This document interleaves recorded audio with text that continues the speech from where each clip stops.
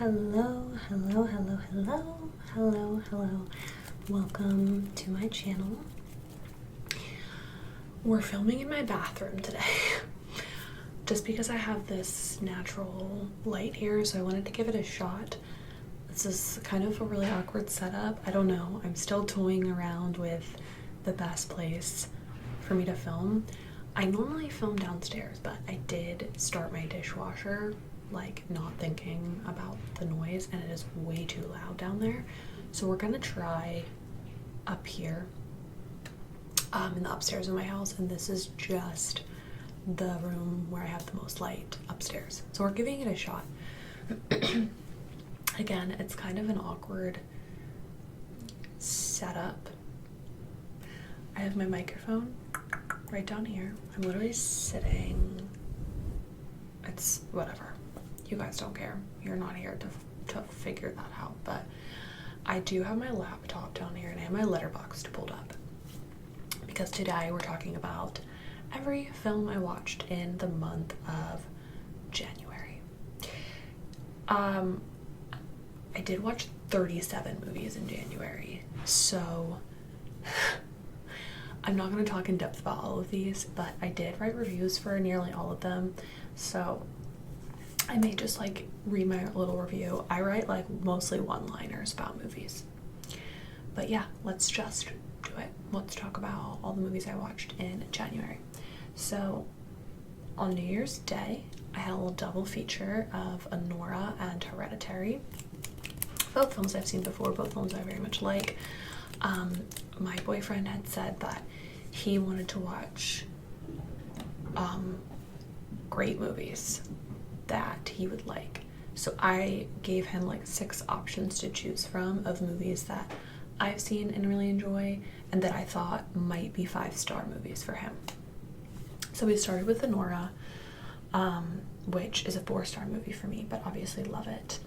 And my little one-liner review that I wrote is starting off the new year with a bang and a fraud marriage. If you know, you know. Big fan.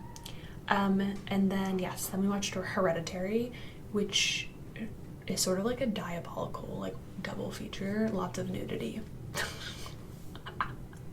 and family drama. So we watched those two, and he did enjoy them. Sorry, I don't know what my cats are doing.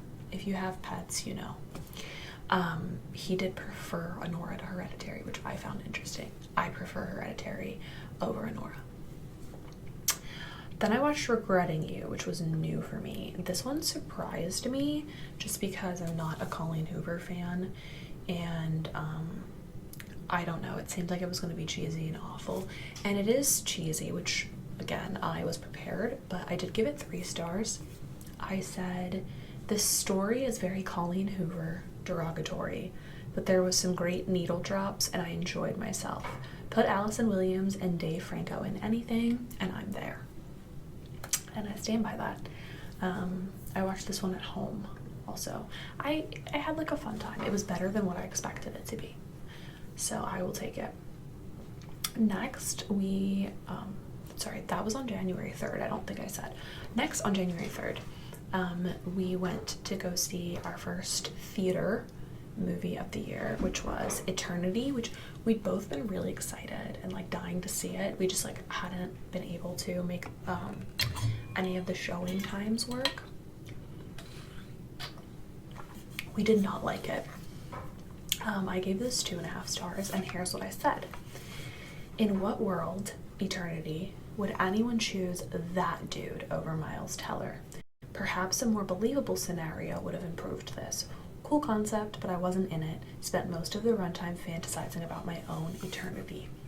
Yeah, so I guess this is Callum Scott, the other actor.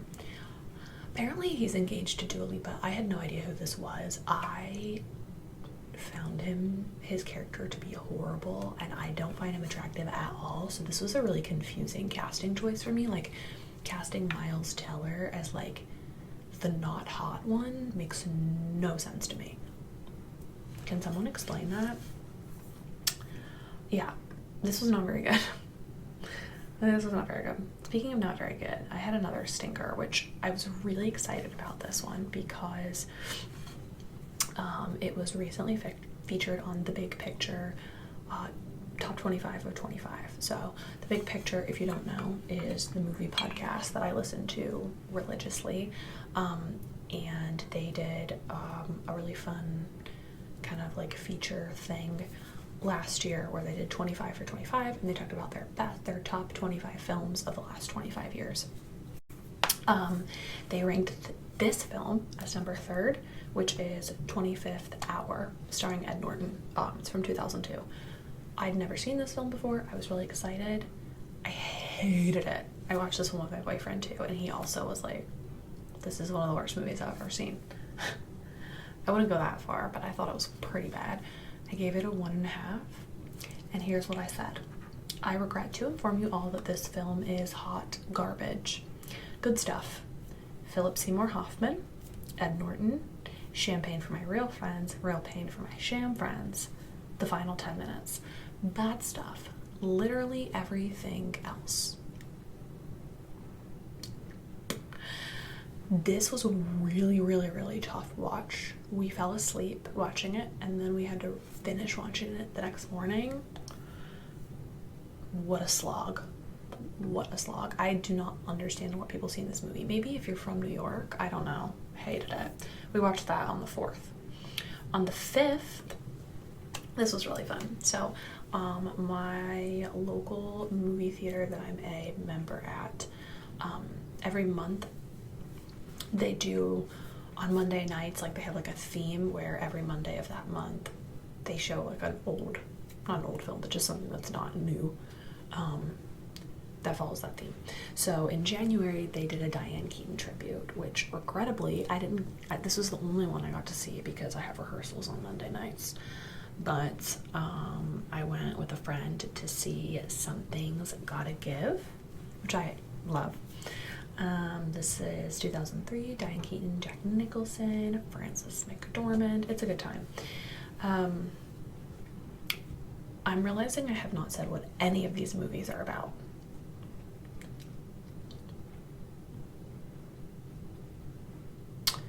I'm gonna start doing that now. Something That's Gotta Give is a rom-com about 2 older people who are single. By older, I mean it's like they're in their 60s. They meet in a very interesting way, and it's kind of about like their love story and them also just sort of like finding themselves, like refinding themselves. It's great. It's also like, it's Nancy Meyers, so it's like in a cottage on the beach, and it's got that kind of vibe to it. I said, Nancy Meyers sure does know how to curate a mood and a feeling. This movie is so hilarious and hopeful, and we love to see anti-age gap propaganda. This is a 4-star for me and a rewatch. Okay. And next I rewatched Materialists, which I mentioned in my top films of 2025 as an honorable mention. This is Dakota Johnson, Chris Evans, Pedro Pascal. Dakota Johnson is a matchmaker, and then she kind of falls in love herself. This was my 3rd time watching it. I gave it 3.5 stars this time. It's gone down in rating every time I watch, and my review says, loses luster on every watch. Still beautiful though. I just think the newness and also the experience of watching it in a theater like really got me, but at home on a rewatch, it's fine. I watched that on January 6th. Also on January 6th, I had a group of friends over and we watched Easy A. What a fun movie to watch in a group. Easy A, that's 2010. Emma Stone, kind of her start. This came after Superbad, but like this is her first lead role. It's got Stanley Tucci. It's got Penn Badgley. It's really fun. She's a high schooler who accidentally starts a rumor about herself that she is quite promiscuous, even though it's not true, and she just sort of goes along with it, and high school hilarity ensues. This is a 4-star. I've loved this movie since it came out. I've been, like, this was one of my favorites in high school, and I watched it constantly. I said, as always, zero business being this funny and well written. Also, watching this with a group of people, unmatched. Okay. On January 7th, I started my morning with Dog Day Afternoon. Shout out Mauve, if you're watching. Mauve ASMR, if you don't know her, hello, go subscribe, love her. One of the best ever do it. She made a video talking about films that she's watched, and Dog Day Afternoon, I believe, was the only film she mentioned that I've never seen. So I popped it in. I rented the DVD from my library, and I got the full experience. Here's what I said. Gave her 4 stars. This is a 1975, directed by Sidney Lumet, starring Al Pacino. This is a quote from the film. When I'm getting fucked, I like being kissed on the mouth. This was very cool and interesting tonally. The acting was brilliant. Pacino has extremely expressive eyes. Loved the characters and some great shots that I will remember. Pacing was a major issue for me. Runtime felt an hour longer than it actually is. Otherwise, this was a good start to the year. Yeah, glad I saw it. I had a good time. Can't believe I've been this long in my life of watching films and I've never seen this movie. This is essentially about a bank heist that goes wrong. It's classic. Pacino at his best. Then, that same day, January 7th, I also watched When You Finish Saving the World, which is a 2022 release starring Finn Wolfhard and Julianne Moore as his mom. The real reason I wanted to watch this is because it's Jesse Eisenberg's directorial debut. If you guys recall my 2024 best films, I loved A Real Pain, which Jesse Eisenberg directed and starred in alongside Kieran Culkin, and I loved it. Jesse Eisenberg has gone on the record in interviews saying, like, I know people hate my first movie, and it is poorly reviewed, so I gave it a shot, and 3 stars. This is about basically just like a disgruntled teenage boy who is like making music. He's like an internet streamer playing music, and his mom just like doesn't get him, and so it's like equally about him and about the mother who runs like a Planned Parenthood type of nonprofit, and they see the world very differently, and so it's just like an interesting kind of coming of age but also just like parent movie. I gave this 3 stars, and I said, I was oddly charmed by this film. Maybe it's my Jesse Eisenberg bias, but I had a fun time. Anyone who's been a teenager in the digital age or spent time around teenagers can understand and identify with this. More Eisenberg films now. Yeah, I liked it. I'd watch anything that Jesse does. Okay.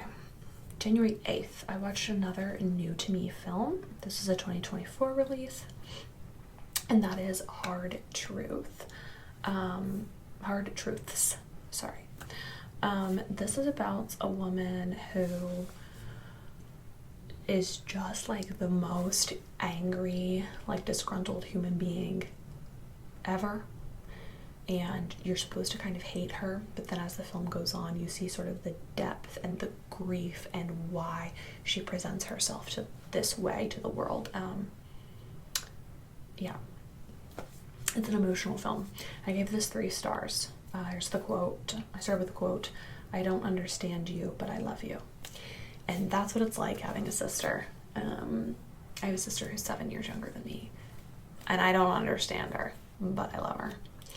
Jean-Baptiste's performance was terrifying and made me deeply uncomfortable. Well done. I will never be watching this achingly lonely and grief-filled film again. So, that's that. On the 9th, I started something, which is Twilight. I think I was homesick this day. Yeah, I wasn't feeling well. I don't know if I was like homesick from work or if this was a Saturday or what, but this was January 9th, and I watched Twilight and New Moon. What did I say about Twilight? Oh, my review is hoa hoa hoa hoa hoa. Hoa hoa hoa hoa. If you know, you know. Yeah, I mean, I'm not explaining the plot of Twilight to you, but Twilight's a 3.5 for me. New Moon is a 3-star. Next, on January 10th, I started my day off with People We Meet on Vacation, and I think this is my first 2026 release. Yeah, show is. Okay, I read People We Meet on Vacation by Emily Henry several years ago. I definitely talked about it in a book video 4 years ago. I liked the book. The movie, 2.5 stars. This is a rom-com. It's an Emily Henry adaptation. It's a rom-com. I said, choosing long polka dot shorts to go win back your man? Sure. This wasn't bad. I like the story and the actors, and obviously all the vacation spots were beautiful. I love a tale of yearning. What can I say? Again, it's a 2.5 star. Like, I was unimpressed, but like, sure. Also, on the 10th, I watched 28 Days Later with my boyfriend who'd never seen it. So he did see 28 Years Later with me in theaters, and he'd never seen 28. We were prepping to go see Bone Temple in theaters, so he wanted to watch 28 Days Later so he could get the backstory. This is a rewatch for me. It's a 3-star movie, and I said the 1978 camera quality is a choice, and I do see the logic behind the shift at the end.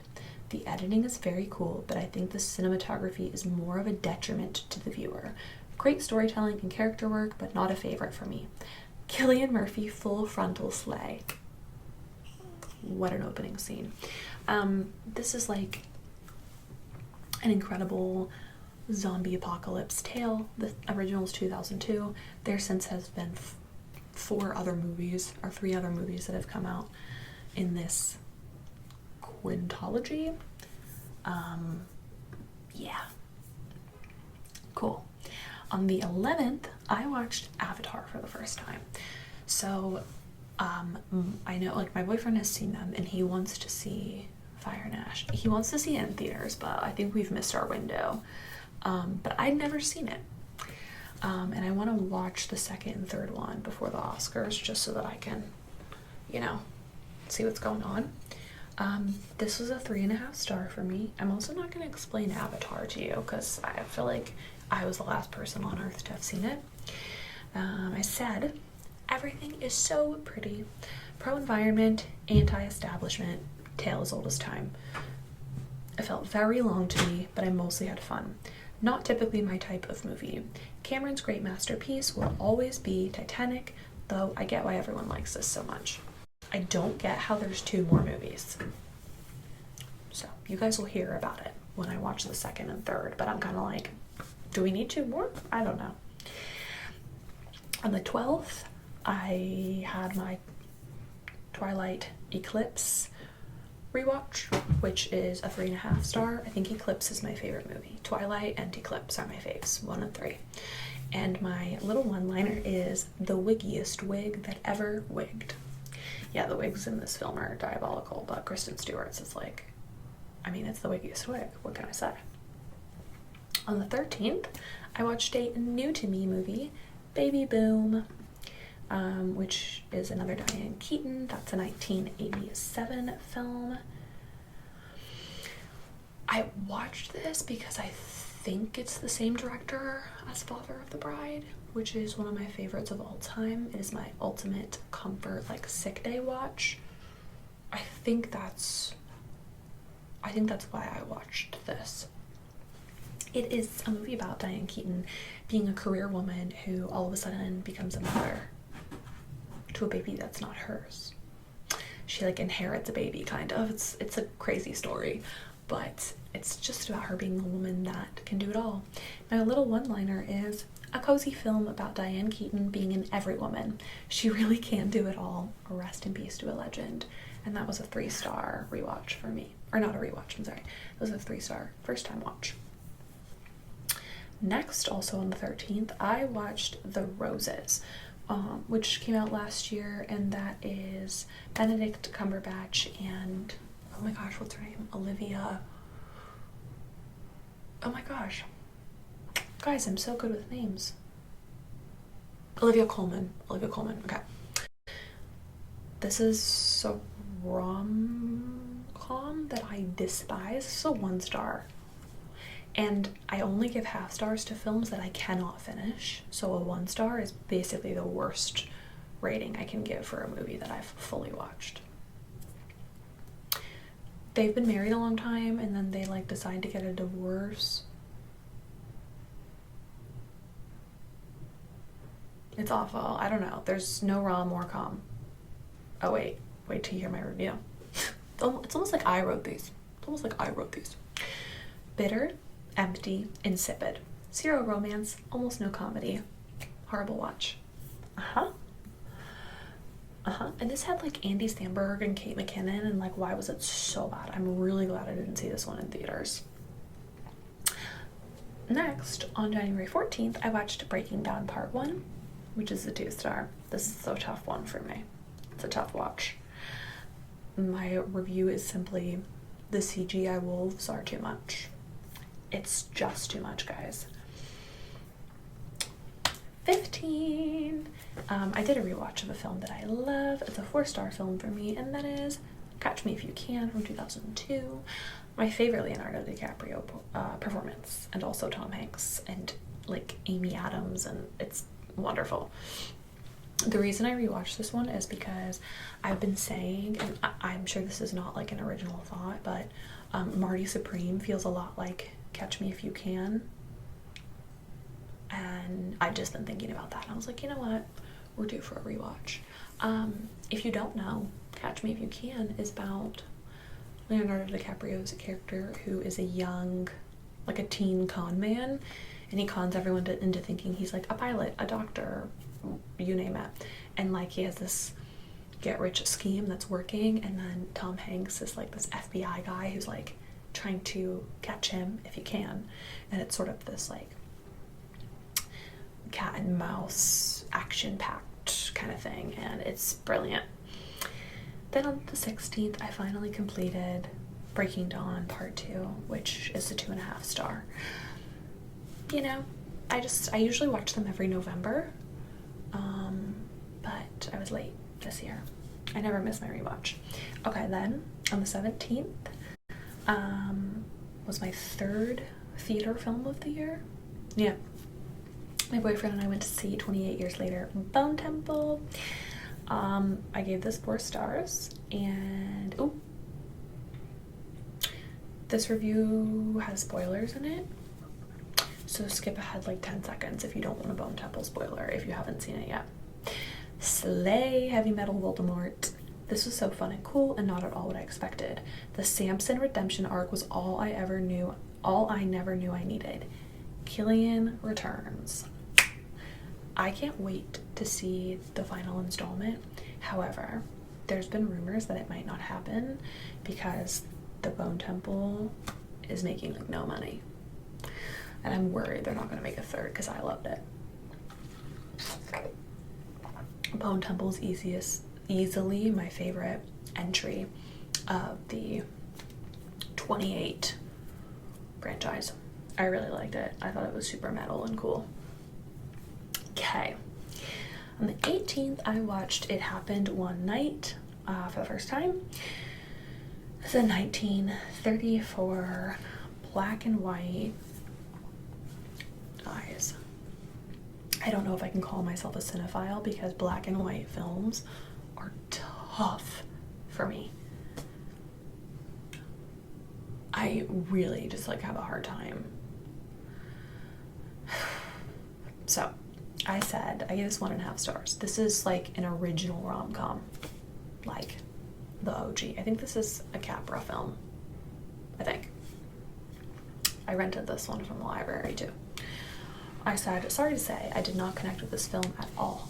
There were some funny lines, but it wasn't for me. Yeah, I had a hard time sitting. Like I had to keep taking breaks because I was like, I'm not enjoying this.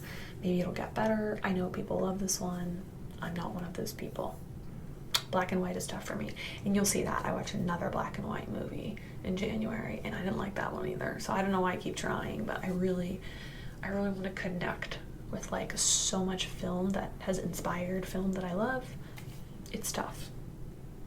Okay, next I watched, this is my 4th theater film of the year, on January 19th, No Other Choice, 2025 release. This is one of the only ones that I hadn't seen yet that I wanted to. And I will say, I would put this, I think, in my top 10 of 2025, or at the very least, on my honorable mentions list. And that's No Other Choice, if I didn't already say that. No Other Choice is, I think it's Korean film, Park Chan-wook.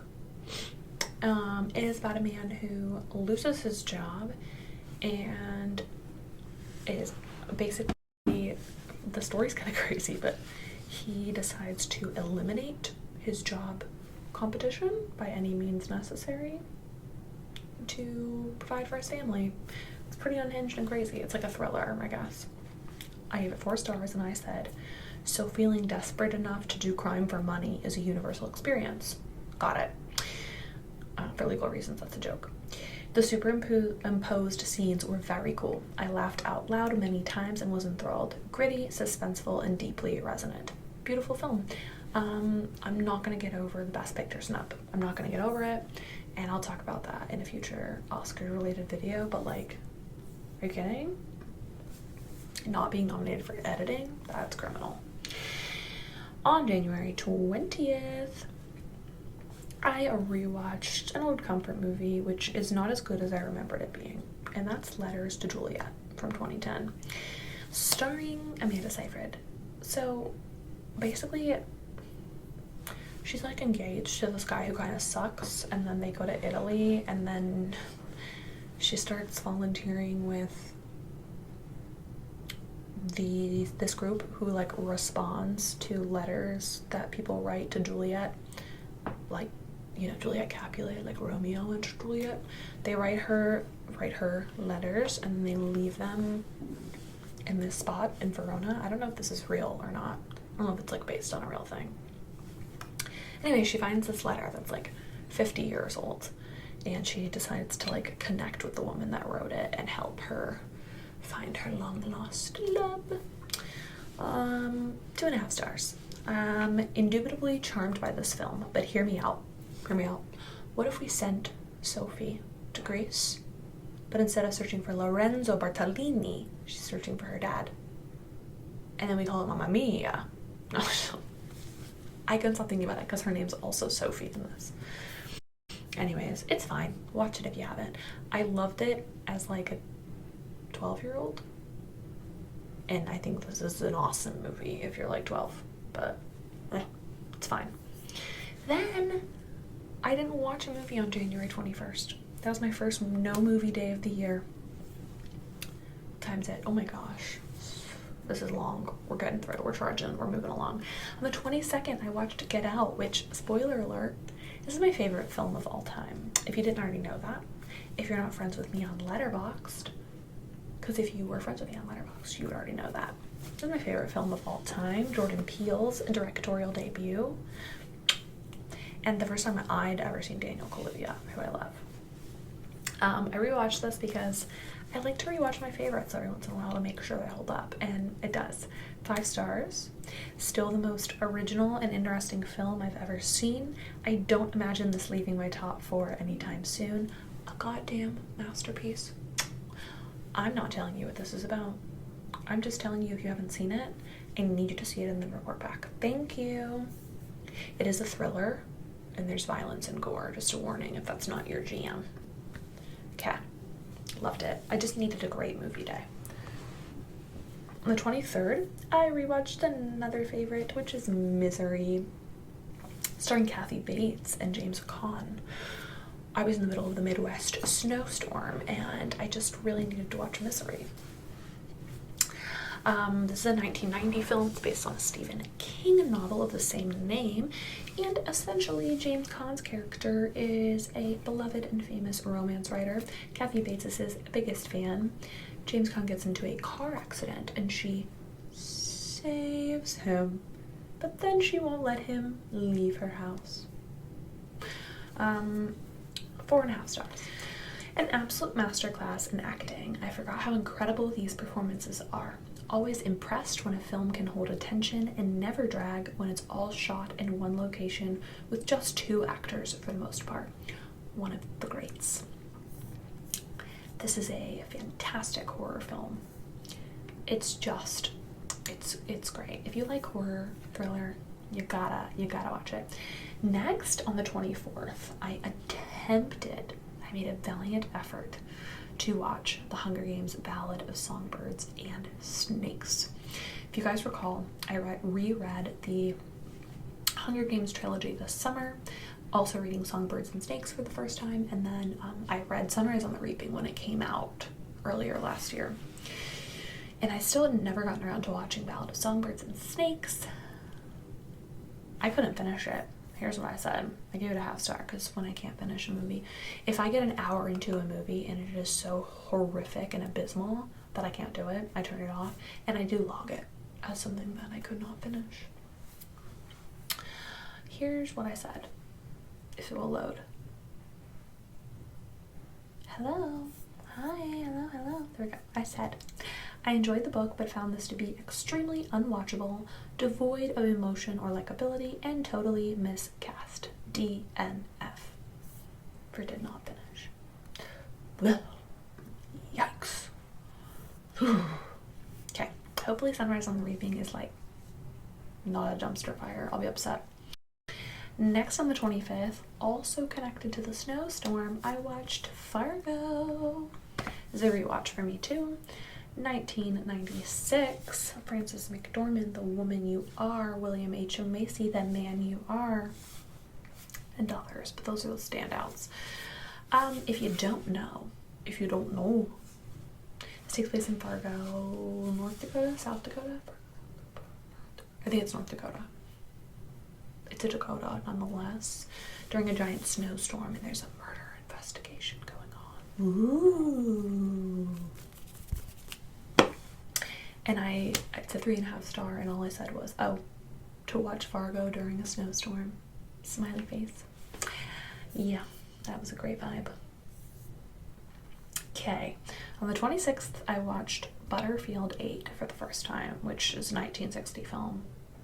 I don't know why I was thinking it's black and white. It's not, but I hated it. 1.5 stars. Guys, I couldn't really even tell you what this is about, so sorry. It's not very well reviewed. I said, this is the most beautiful woman a woman has ever looked. Elizabeth Taylor. Aside from that, snooze fest. The first 20 minutes seemed like we were getting into something good, but then it all just flatlined. The score was cool, and there was some interesting costuming, but the story was so boring. I don't get it. Moving on, because what else can I say? All right. We're on the 27th of January, so we're getting so close. Erin Brockovich. This is a rewatch for me. Loved it. This is a 2000 film about Julia Roberts. It's not about Julia Roberts, it stars her. And she plays a woman who essentially worms her way into working for an attorney, even though he doesn't want her to. And she is on this environmental case where PG&E is basically poisoning people with the water, and it's this giant lawsuit, and she like jumps in and saves everybody, and it's a great movie for the law and also the women. 3.5 stars. And my favorite quote from the movie, "That's all you got, lady. 2 wrong feet and ugly fucking shoes." Iconic, actually iconic. She really can do anything, Julia Roberts. Okay, on the 28th, this was a stink fest. I watched The Conjuring 2. So I love the original Conjuring. It's one of my favorite modern horror films. I've never watched any of the other movies in the Conjuring franchise because I like the first one and I just like didn't want to ruin it. I won't be watching any more of the franchise. 1.5 stars. My review is, y'all, what the fuck? I loved the first one and purposely avoided the rest of the franchise because I knew this would happen. They should have left well enough alone. Trash. Trash. It's also like 2.5 hours long. Are you joking? Get out of here. Okay, the 29th I did watch 3 films. 3.5, honestly. So on the 29th, I was prepping for my colonoscopy, and all I did was watch movies on my iPad in the bathroom. All day and all night. R.I.P. So I started the day with a movie I'd never seen before because I knew I was going to be watching comfort movies the rest of the day. I started with Bones and All, which besides Wonka is the only Timothée Chalamet film I'd never seen. And I liked it. I didn't read the book,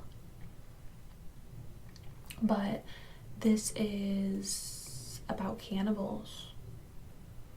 Yeah, kind of crazy. It's about cannibals who meet each other and like fall in love. So strange. And my review was 3 stars, and I said, oh, so that's the end?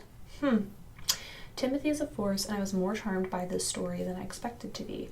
Taylor Russell in more films when? Great acting performances and pacing, but the ending kind of threw things off for me. Just not satisfying in any way. And then the rest of these movies are all like my favorite comfort films. There's only 3 of them. The Proposal, that's a 5-star rom-com. Sandra Bullock, Ryan Reynolds before he was cringe.